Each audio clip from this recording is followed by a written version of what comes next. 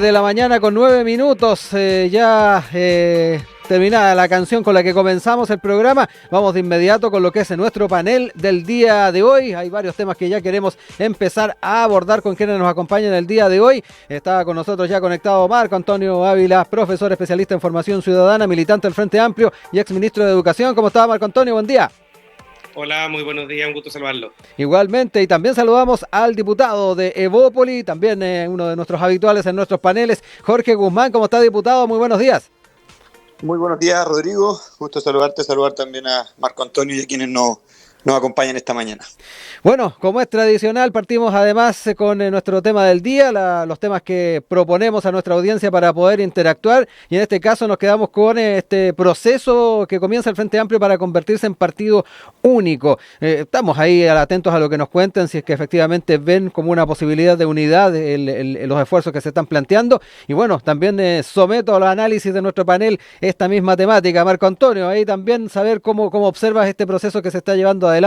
Ya lo decíamos, se tuvo ese encuentro el día de ayer, y es interesante también desde la interna ver cómo se está observando estas posibilidades.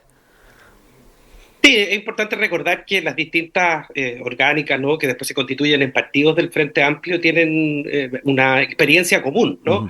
El propio presidente, ¿no?, junto al ex ministro Jackson, ¿no es cierto?, estuvieron en la orgánica universitaria en primer lugar y fueron haciendo confluir una serie de fuerzas, ¿no es cierto?, progresistas del mundo de la izquierda, ¿no es cierto?, con distintas propuestas, y por lo tanto hoy día nos hace bastante sentido a todos los militantes de el Frente Amplio el que podamos constituir una única orgánica. Ahora, esto ciertamente siempre son procesos complejos, ¿no? Porque no solo hay una articulación estatutaria, sí, sino que también hay cuestiones que son de carácter financiero. Y lo más importante es que la base partidaria, ¿no es cierto?, el pueblo frente amplista, que es distinto a las élites siempre, ¿no?, en cualquier parte, se siente interpretado por este partido único. Y esa es la invitación, ¿no es cierto?, que se nos hace el día de ayer, a iniciar estos diálogos, ¿no?, en donde todos los frentes, las comisiones, quienes están en el mundo sindical, en el mundo estudiantil, en todos los mundos, ¿no es cierto?, donde el Frente Amplio está, pueda iniciar este proceso de discusión para compartir no solo una base ideológica, sino también un sentido y un horizonte, ¿no? Nosotros sabemos que el Frente Amplio nació para dar respuesta, ¿no es cierto?, al mundo de la izquierda, y por lo tanto hay una serie de desafíos que tienen que ver con el futuro. Uh-huh. Diputado, del ABC de la política siempre es evitar hablar de los otros partidos. Sin embargo, acá quiero quedarme con otra arista que puede venir de la mano con esta apuesta que se está haciendo del Frente Amplio, que tiene que ver con la manera en que pueda facilitar o no el poder llegar a consensos, poder dialogar, por ejemplo, en el ámbito parlamentario, contar con un referente concreto dentro del Frente Amplio como partido único. Sí, bueno, y comparto la introducción del ABC de la política en no sí, intrometerse en decisiones. ¿Diputado? Sí, parece que perdimos un poco la comunicación con el diputado. Pero ahí sí. Ahí sí que sí. Ahí sí. No, le decía que justamente del ABC de la política está esto de no intrometerse o no opinar respecto a las decisiones internas que pueden tener los partidos. Pero efectivamente, Rodrigo, yo creo que hoy día tenemos una multiplicidad de partidos políticos que complejizan mucho el diálogo en la búsqueda de acuerdos. Y sin duda que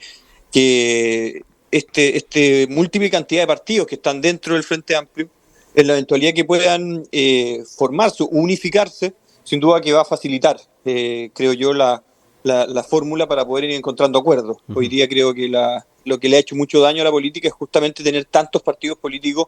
Por ejemplo, en el Congreso, si no me equivoco, creo que son más de 21 partidos políticos los que están presentes, y eso complejiza, dificulta mucho la construcción de acuerdos en beneficio del país. Así que yo creo que es una buena instancia para poder ir achicando y ir unificando las formas de ver los temas. Ahí, escuchando también las opiniones de nuestros panelistas, invitamos entonces a todas y todos que puedan también dar cuenta de su posición en torno a este tema en @Radio Usach, Instagram y X, y además el +569 2649 3001. Cambiamos y nos vamos a un tema que efectivamente está marcando la pauta que tiene que ver con el trabajo en torno al ámbito constitucional. Hablábamos de de actividades que se desarrollan de carácter de partidos. En este caso queremos hablar de algo que ocurrió también en las últimas horas y que tiene que ver con presidentes, dirigentes de partidos, consejeros, comisionados del oficialismo, donde efectivamente se está tratando de hacer esfuerzos para llegar a acuerdos dentro de lo que es la comisión experta. Recordemos que ya fue entregado lo que se votó por parte del Consejo Constitucional a la comisión y estamos ya en tierra derecha respecto a lo que va a ser el documento final que se va a plebiscitar a fin de año. Dentro de lo que se informa en prensa es que efectivamente ha habido una suerte de arengazo del oficialismo. La DC también está en la línea de poder reforzar la unidad y en ese sentido es bien importante ver cómo se observan las posibilidades de ir acercando posiciones y efectivamente dentro de lo que es al menos el oficialismo, los sectores de centro que habitualmente estaban en la exconcertación, ir también llegando a puntos en común y tratar desde muchos aspectos tratar de salvar el proceso.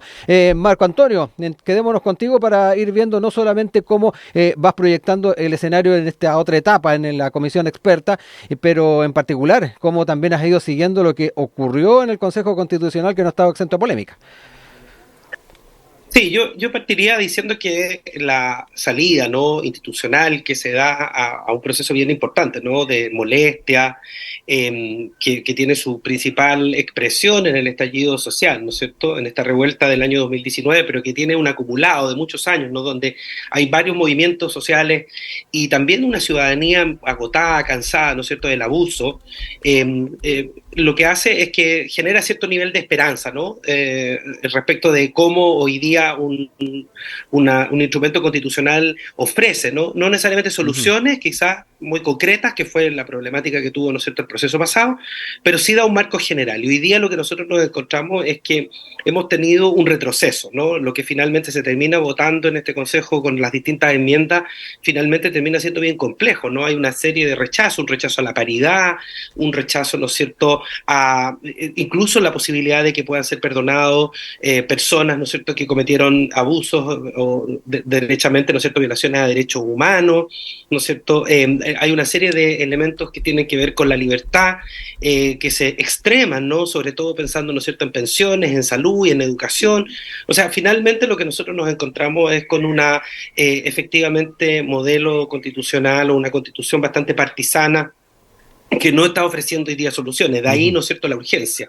Todos los sondeos señalan que hoy día hay mayoritariamente una posición de votar en contra de esto, y yo creo que todos los sectores democráticos lo que tienen que hacer es tratar de buscar la posibilidad de que esta constitución interprete a la mayoría de las personas. ¿Y aún es salvable, Marco Antonio, dado todos esos argumentos que nos entregabas? Yo creo que es salvable solo en la medida, ¿no es cierto?, es que ha sucedido lo que pasó, ¿no es cierto?, que hay un cierto respaldo hoy día a la comisión experta, y luego, ¿no es cierto?, en la votación final, claramente todos los partidos deben ponerse tras, y yo ahí aspiro, ¿no?, está el diputado Guzmán aquí, ¿no es cierto?, que los sectores de la derecha más racional, ¿no?, efectivamente puedan ser parte de estos acuerdos generales donde efectivamente logremos dar respuesta a esos requerimientos de la ciudadanía, ¿no? Sí. Se hizo una interpretación a propósito de la votación del 4 de septiembre de que las personas no querían probablemente generar o tener efectivamente derechos sociales garantizados. La verdad que hoy día es muy preocupante el tema del aborto, o sea, la objeción de conciencia. Si uno mira todas las enmiendas votadas, lo que hoy día tenemos es una constitución que efectivamente nos hace retroceder incluso antes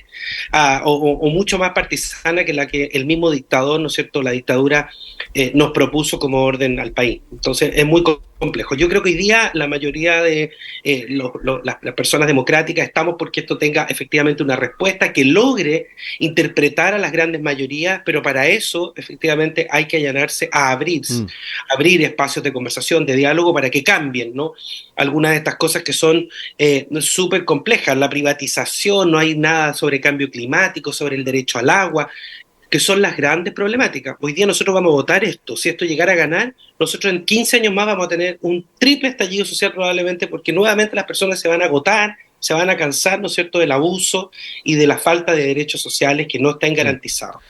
Diputado Guzmán, también me interesa saber cómo ha estado siguiendo el proceso y particularmente esta etapa que ahora se traslada a la comisión experta. Ahí Marco Antonio también recordaba las posiciones que de una u otra forma también han marcado los consejeros y consejeras de la bancada de RN y Evópoli, particularmente la posición que ha asumido también la presidenta de su partido, Gloria Hutt, en muchos de los temas que se han estado conversando. Y de ahí también es importante ver cómo van a ir enfrentando en el trabajo que se va a desarrollar en la comisión experta, tratando, como señalaba recién Marco Antonio, de salvar parte del proceso y efectivamente no nos quedemos a la expectativa de un cambio constitucional y que efectivamente esto no ocurra.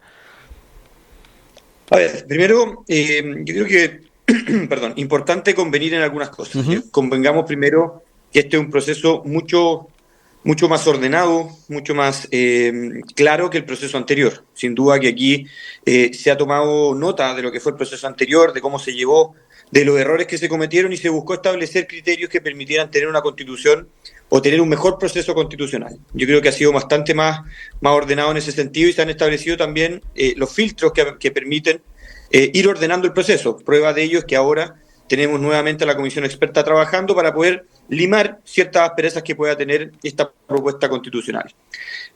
Lo segundo, yo creo que uno puede tener dos posiciones. ¿Ya? Puede centrarse en lo positivo que puede tener el texto y buscar solucionar lo negativo o lo que no te parece o no está tan adecuado a las distintas posiciones.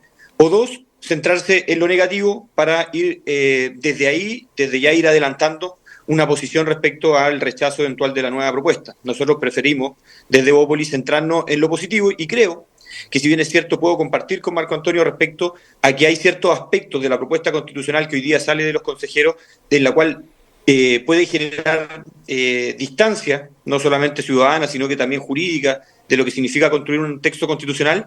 También creo que el texto tiene bastantes cosas positivas que nos podrían permitir mejorar nuestro sistema político, mejorar nuestra democracia, establecer cuáles son los límites respecto de la acción del Estado y garantizar ciertos derechos y ciertas libertades que son esenciales para poder construir una buena política pública.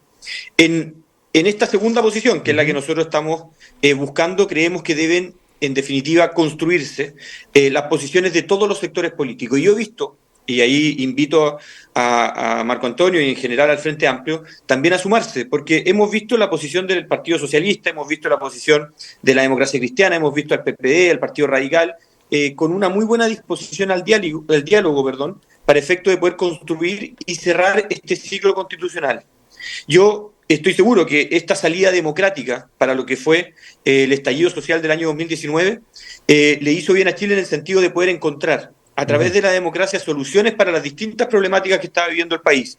Pero también estoy convencido que la incertidumbre constitucional que ha tenido Chile en los últimos años ha significado un profundo retroceso respecto a avanzar en garantías y derechos sociales, no porque no queramos hacerlo, sino porque el país ha estado en una situación de incertidumbre que ha producido un deterioro a la actividad económica, a la actividad productiva, y en razón de ello a no poder seguir avanzando en derechos sociales que son sumamente importantes. Comparto que las constituciones tienen que obedecer a una estructura y no a las mayorías circunstanciales, y eso es lo que tenemos que solucionar. Y yo creo que Gloria, en representación de Evópoli, ha buscado construir todos los acuerdos necesarios que permitan cerrar este proceso constitucional. Yo insisto que es una buena instancia lo que va a hacer el comité de expertos para efecto de poder mejorar el texto, y espero que en el mes de diciembre podamos juntos, independiente de nuestras distintas posiciones, decir que estamos a favor de la propuesta y cerrar este ciclo constitucional que, insisto, no le ha hecho bien al país y que hoy día nos tiene en una profunda incertidumbre constitucional que afecta sin duda el desarrollo económico de Chile. Marco Antonio, ahí también de vuelta te dejo la palabra para ir abordando parte de lo que señaló el diputado. Ahí también daba cuenta de temas que han caracterizado el proceso, ahí haciendo un poco el parangón con lo que fue la convención, pero además también relevó la actitud de ciertos partidos del oficialismo en relación a lo que ha sido también la posición de otros. Sí, yo diría que en el caso, al menos del Frente Amplio y en particular, ¿no es cierto?, mi partido, que es Revolución Democrática, representado por Domingo Lovera, ha habido, ¿no es cierto?, un cierto acercamiento. Yo creo que todo el mundo ha escuchado a Domingo como experto, ¿no?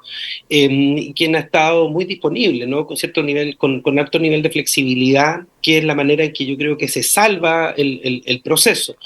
Hoy día hay una ciudadanía muy expectante, ¿no? Y sabemos que los sondeos, las encuestas están hoy día señalando que probablemente esta sea, que el en contra, ¿no es cierto?, pueda ganar, efectivamente, ¿no?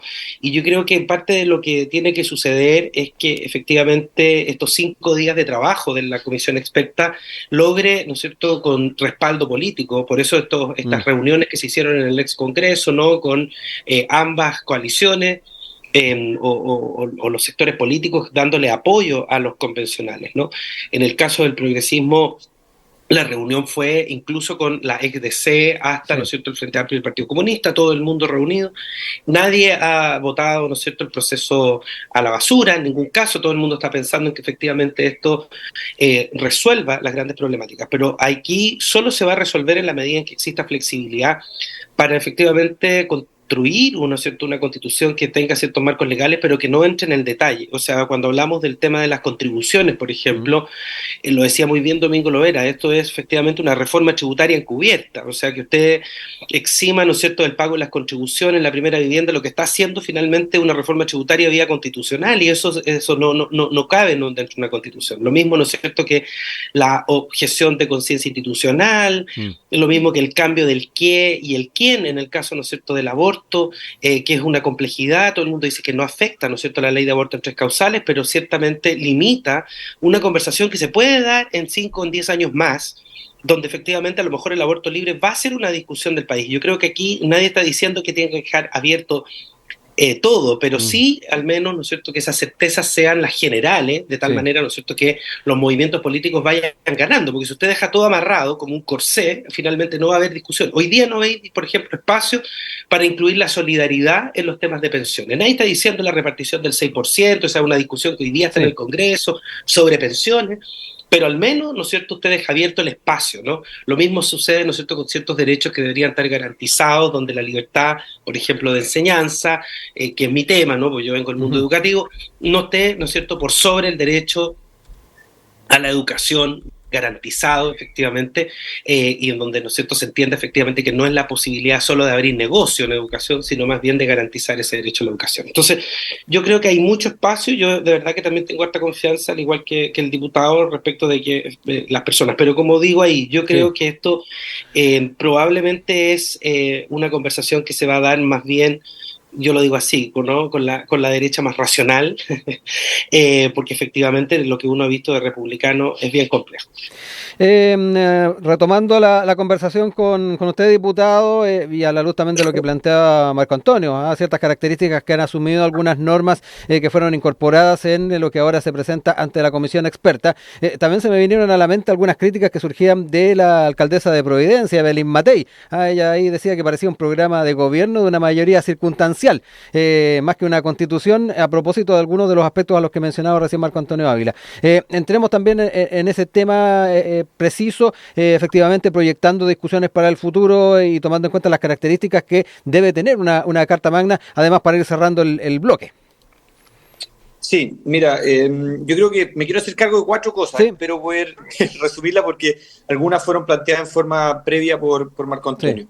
Primero, y tomando lo que tú me preguntas, Rodrigo, sin duda, hay normas que no son de rango constitucional. O sea, estar hablando de las contribuciones en el texto constitucional, más allá si podemos estar de acuerdo o en desacuerdo, creo que no es parte de la discusión constitucional. Efectivamente es parte de una norma tributaria, debe ser legislado donde corresponde y no dejado establecido dentro de un texto constitucional.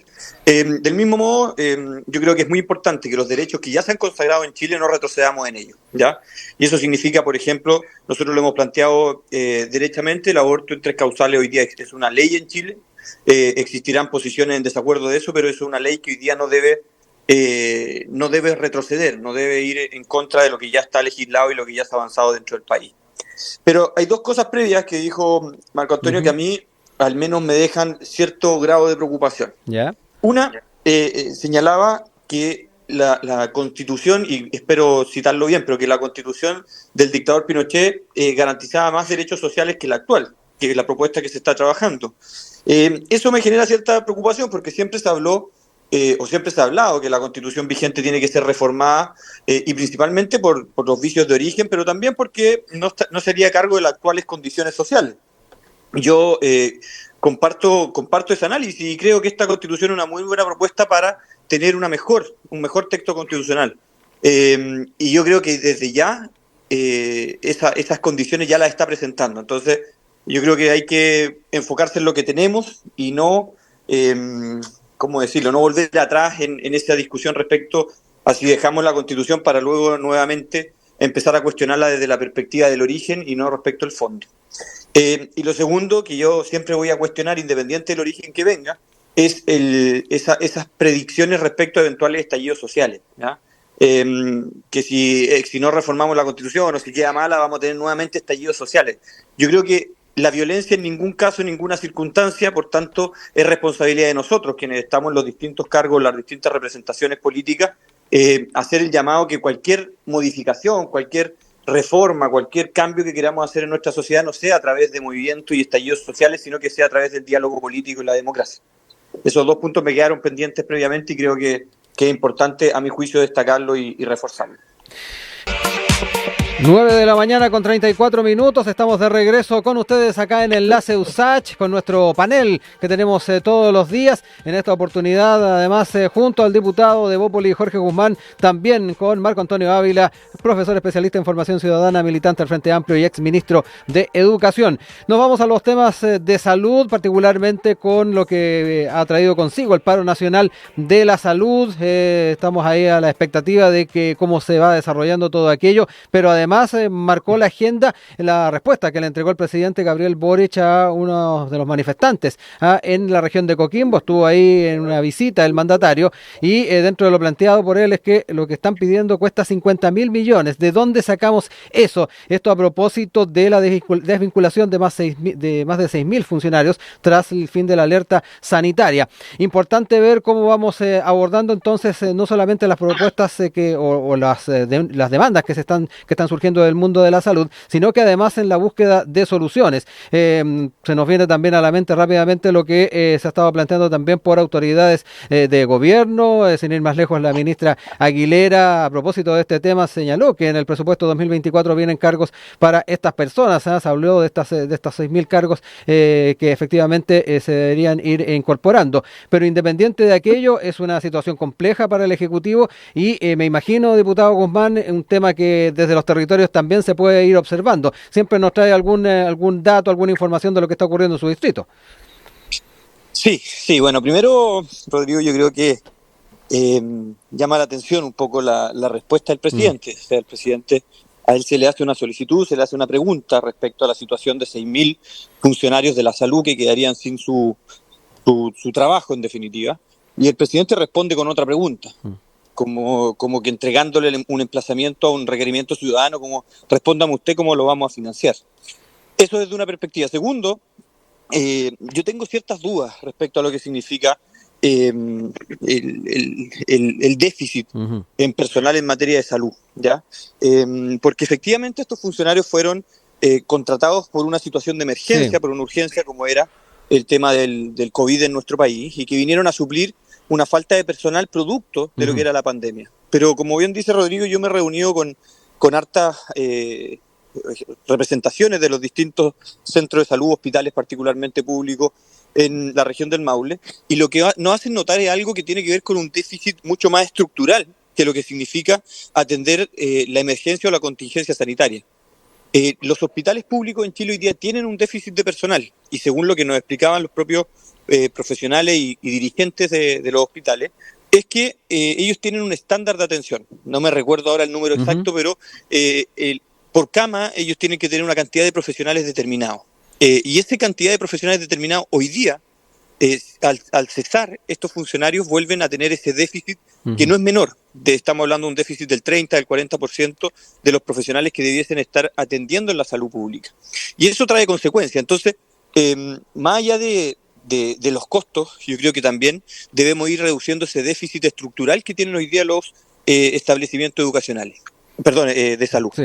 Y finalmente, pero no menos relevante respecto a lo que significa estos 6.000 funcionarios que eventualmente van a dejar sus cargos, es que en la campaña del presidente Boric, todas estas asociaciones, de hecho nos hicieron llegar una carta de las distintas asociaciones de funcionarios de hospitales, apoyaron abiertamente la candidatura del presidente Boric. Y yo no sé cuáles habrán sido las promesas en su minuto, pero de hecho la carta lo dice, no, para nosotros no es irrelevante quién gobierne, y por eso decidimos apoyar la candidatura del presidente Boric, y entiendo que existían ciertos compromisos respecto a la salud pública que no se han cumplido. Entonces eso también es bien importante que se hagan cargo, porque aquí hubo promesas de campaña y hoy día esas promesas también eventualmente se están dejando de lado. Marco Antonio, te dejo ahí también la opción de poder comentar este tema, conviniendo además de que el tema de los déficits también se vienen arrastrando de varios gobiernos. Siempre ha sido un dolor de cabeza para distintos gobiernos el poder enfrentar ese tema, las listas de espera, y efectivamente es importante ver cómo se va asumiendo este tema. Sabemos que dada esta situación y tomando en cuenta que se dio la posibilidad de contar con este personal, obviamente a ojos cerrados, desde las distintas reparticiones dijeron aprovechemos también la presencia de este personal. Sin embargo, es importante verlo desde la perspectiva de política pública, cómo también se va abordando esta temática, tomando en cuenta de que las urgencias están. Y ahí también está lo que decía el diputado, hay que dar respuestas. Sí, mira, yo antes de partir, Rodrigo, quería como retomar 2 puntos de los últimos, antes del corte musical, ¿no? Que señala Jorge. No. Mira, lo primero es la aclaración sobre la Constitución de Pinochet, ¿no? Lo que yo decía es que esta Constitución actual termina siendo más partisana incluso que la que teníamos en dictadura. Eso es bien, bien preocupante, ¿no? Porque lo que expresa de alguna manera, dada la mayoría republicana, es cómo el populismo, ¿no? En el fondo se mete en los temas que son efectivamente de orden constitucional y termina siendo un programa. De ahí, ¿no es cierto?, la crítica quizás de la alcaldesa Matei, que no lo dice así, pero en el fondo responder a los temas de contribuciones, a la restricción de libertad, en el fondo es para dar cuenta de un futuro electorado quizás, ¿no? Y lo segundo, sobre los temas, porque también hay siempre esta crítica que yo lo encuentro caricaturesca muchas veces respecto de cuando se señala, ¿no es cierto?, que nosotros desde el Frente Amplio validamos la violencia. En ningún caso, ¿no? Yo llevo muchos años en esto de la formación en ciudadanía, y yo recuerdo perfectamente, ¿no es cierto?, distintos informes, y particularmente uno muy impactante del año 2015 del PNUD, ¿no?, que son los tiempos. Este informe, ¿no es cierto?, que ya nos señala en los tiempos de incertidumbre que estábamos viviendo en esos años, ¿no es cierto?, la molestia que había, ¿no? Entonces, esto no tiene que ver con ser un agorero o un predictor de violencia, sino lo que yo quiero decir es que cuando se acumula, y eso cualquier cientista social lo puede decir, cuando se acumula descontento, claramente esto se va a ver revelado, ¿no?, muchas veces en estallidos, ¿no?, o en molestias sociales que muchas veces están en la protesta. En ningún caso se está propiciando eso, sino más bien diciendo cómo hoy día nosotros damos una buena salida a esto, ¿no? Entonces ahí hay que tener mucha atención, especialmente la clase política, porque finalmente uno se hace para atrás y después dice, mire, yo no soy responsable. La verdad es que sí, lo que se legisla en el Parlamento, lo que se vota, ¿no es cierto?, lo que se gestiona en una alcaldía, en un municipio, en cualquier espacio, ¿no es cierto?, de elección popular, claramente tiene una expresión muy concreta y tiene que ir en solución de las personas. Bueno, dicho eso, a ver, yo diría 2 cosas. Primero, yo creo que la alerta sanitaria permitió, gracias al decreto, ¿no es cierto?, la incorporación de estas personas, ¿no?, de estas personas que iban a resolver los temas asociados a la atención de los pacientes COVID. Ahora, dado que la emergencia baja, ¿no es cierto?, no es que se desaparezca, la emergencia baja, lo que nosotros tenemos es 2 cosas. Primero, hay una reestructuración del sistema, y en eso hay que ser bien generoso, ¿no? Esto no tiene que ver solo con el gobierno del presidente Boric, sino que yo diría que con también el gobierno del presidente Piñera, ¿no? Probablemente esto permitió cierta reestructuración del sistema de atención, tanto por el ministro París, después como la ministra Yarza y hoy día la ministra Aguilera. Y lo que nosotros vemos hoy día es que se ha robustecido el sistema, ¿no es cierto? Hay un 37% de todo este personal que efectivamente se mantiene contratado, es decir, aprovechando, ¿no es cierto?, la situación de la alerta sanitaria, se contratan más personas que quedan hoy día en el sistema. O sea, hay una solución a ese déficit de atención que el diputado señalaba muy bien, ¿no? Ahora, el tema es que acabada, ¿no es cierto?, la alerta sanitaria, el Código Sanitario claramente hoy día no tiene el decreto que faculta la contratación de esas personas, lo que hace es una reducción. Y en eso, ¿no es cierto?, yo creo que es importante señalar y saber, ojalá, ¿no es cierto?, con datos fidedignos, cuánto de esas personas quedan hoy día contratadas. La ministra decía 6.500 personas, ¿no? De las 60.000, de los 6.000 funcionarios, 6.500, ¿no es cierto?, que van a quedar hoy día contratados, claramente robusteciendo cuánto se aprendió. Yo también creo que eso es importante, cuánto se aprendió en el sistema de salud respecto de la atención en emergencia, de tal manera de estar preparados para el futuro. Ahora, si hay un déficit final, ¿no?, que es un déficit que uno finalmente siempre encuentra en el Estado, que esa es la crítica que uno hace. A mí siempre me acuerdo que como ministro me preguntaban por los procesos de fiscalización. Sí. Nosotros tenemos una reducción, por ejemplo, en los fiscalizadores de la Superintendencia de Educación, y cuando alguien nos dice, pero bueno, ¿cómo se va a fiscalizar? Bueno, hoy día no nos aprueban las partidas, ¿no? No solo no nos aprueba la partida de la Dirección de Presupuestos, no se aprueban las partidas en el propio Congreso, donde dicen, no, la grasa del Estado. Entonces hay una contradicción muchas veces. Cuando uno pide más, finalmente también hay restricciones respecto de mayores contrataciones. Y por último, decir sin duda alguna, que cuando uno quiere ampliar, ¿no es cierto?, la capacidad que tiene el Estado para atender a los ciudadanos, claramente tiene que mirar formas de allegar nuevos tributos, ¿no es cierto?, al Tesoro Público. Y ahí está la discusión de fondo respecto del nuevo pacto. Diputado, quedémonos con ese último aspecto también que planteaba Marco Antonio respecto a la hora de buscar soluciones y que impliquen efectivamente un aumento en el erario fiscal, efectivamente en los recursos que se necesitan. De repente se encuentran con estos obstáculos en el Parlamento. Me interesa también, ya que como diputado está sin duda ahí siguiendo también lo que es el diálogo y el debate respecto al presupuesto 2024, ¿cómo ve también esas críticas que surgen? A ver, varias cosas. Primero, a mí me produce cierta molestia cuando nosotros medimos con distinta vara la gestión pública y la gestión privada. Por ejemplo, en salud, ese estándar de atención que le exigimos, que está exigido al sector público y que no se cumple, es el mismo que también se le exige al sector privado y que se le fiscaliza, y en caso de que no se le cumpla se le sanciona.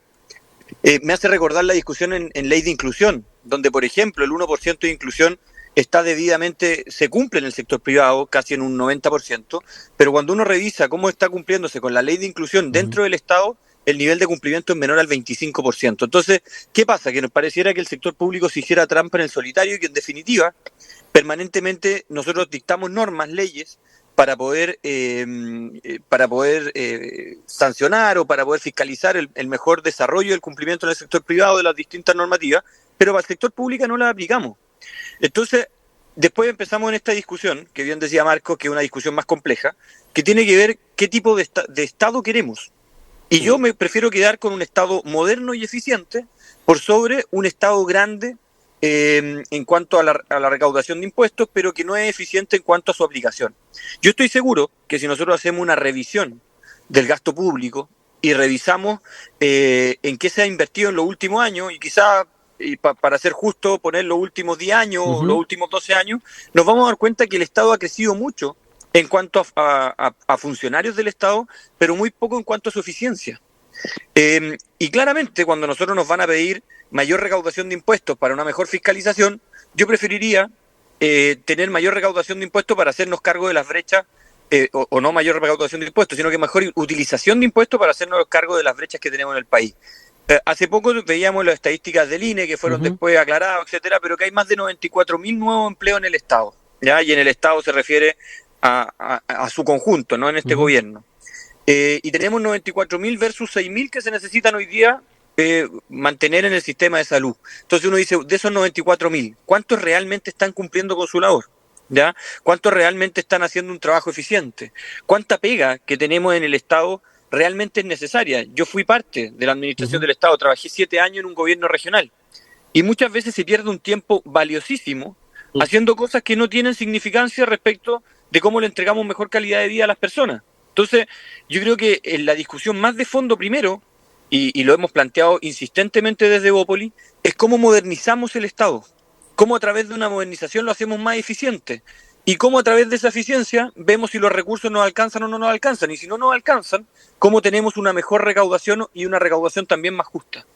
Yo creo que esos son puntos donde debiésemos centrar la discusión antes que caer rápidamente en, oye, necesitamos una reforma tributaria para recaudar más, y nosotros le vamos a responder, hoy día no tenemos crecimiento, no tenemos desarrollo, no tenemos inversión en Chile, y tener más impuestos posiblemente van a generar justamente el efecto contrario al esperado. Entonces, yo creo que es el minuto, y nosotros lo hemos planteado incluso en el proceso constitucional, no condicionándolo en ningún caso, pero sí diciendo una nueva constitución, pero también un nuevo Estado para Chile, más moderno y más eficiente. Marco Antonio, ahí también hartas cosas referente a la crítica que en muchos aspectos también se hace en la forma que opera lo público y particularmente el Estado, particularmente el tema de las contrataciones. Sí, yo creo que ahí el número total, ¿no es cierto?, de estos 94.000 empleos probablemente son a nivel general. Quizás cuántos servicios de ellos son nuevos, cuántas contrataciones, cuánta instalación de algunos servicios a nivel regional, porque me imagino que este es un número el que nos da el diputado a nivel nacional. Lo que yo sí puedo señalar, ¿no es cierto?, desde conociendo el Estado también, ¿no? Es cómo se ha ido disminuyendo. Por ejemplo, yo trabajé en el gobierno de la presidenta Bachelet en el Ministerio de Educación y luego ahora en el gobierno fui ministro. Y uno ve cómo han ido disminuyendo el número de profesionales dedicados, por ejemplo, a los apoyos al sistema educativo, ¿no? Que son llamados supervisores, por ejemplo. Ese es un caso muy concreto.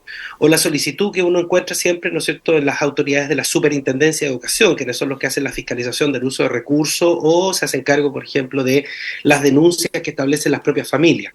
Entonces yo creo que probablemente uno tendría que, mirar, parte de la eficiencia, yo creo, significa efectivamente tener un buen análisis, un buen diagnóstico respecto de dónde están esa cantidad de personas, qué funciones están cumpliendo, pero no cerrarse previamente, ¿no es cierto?, a la posibilidad de nuevas contrataciones. Yo creo que eso es complejo, ¿no? Yo creo que más bien hay que abrirlo, mirar bien y decir dónde en el fondo están este número importante o número mayor de personas.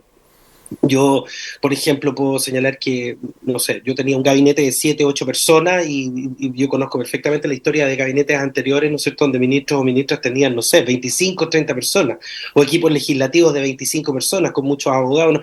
Hoy día nosotros teníamos un número bastante reducido, por ejemplo, de abogados que me apoyaban a mí en la gestión precisamente legislativa con el Congreso.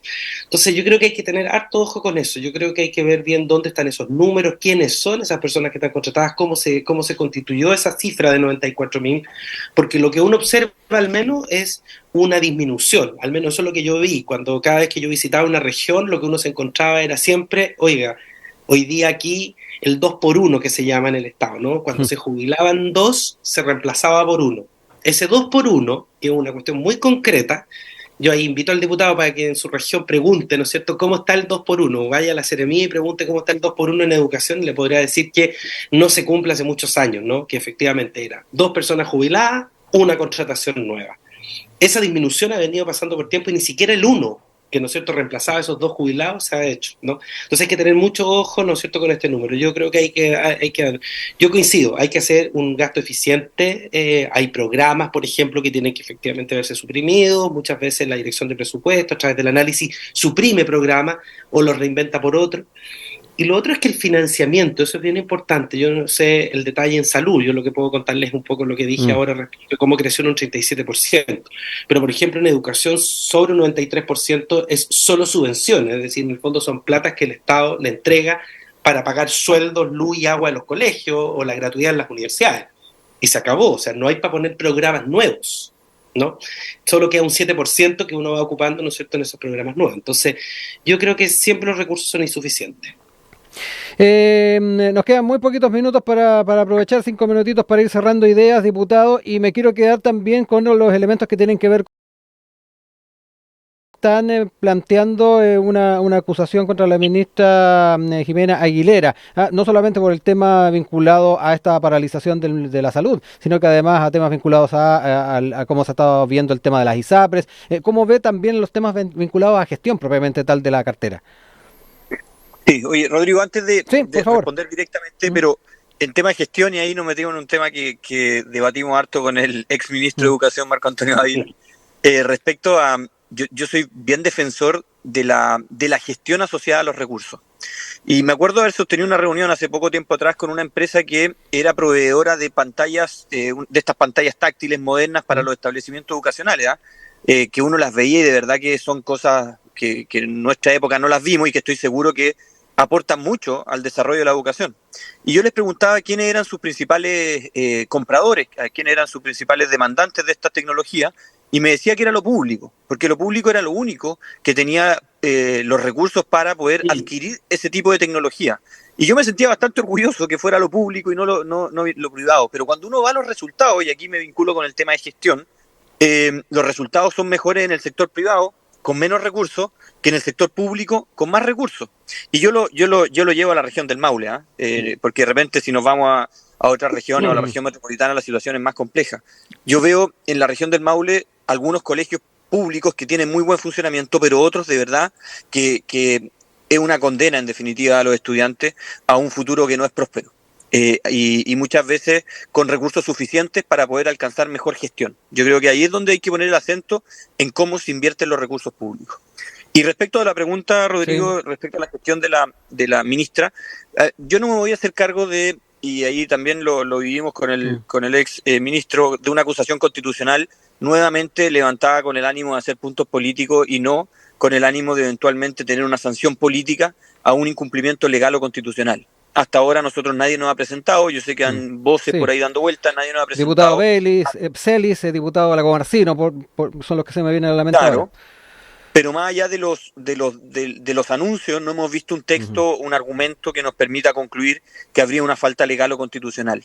Sí creo que la ministra está al debe, en distintos aspectos. Uno de ellos justamente tiene que ver con cómo se aborda la crisis hoy día de la salud privada que está trayendo consecuencias en la salud pública. O sea, hoy día lo sabemos y están los datos a la vista de cuánta gente se ha salido del sistema privado buscando soluciones en el sector público, que también está sumamente colapsado.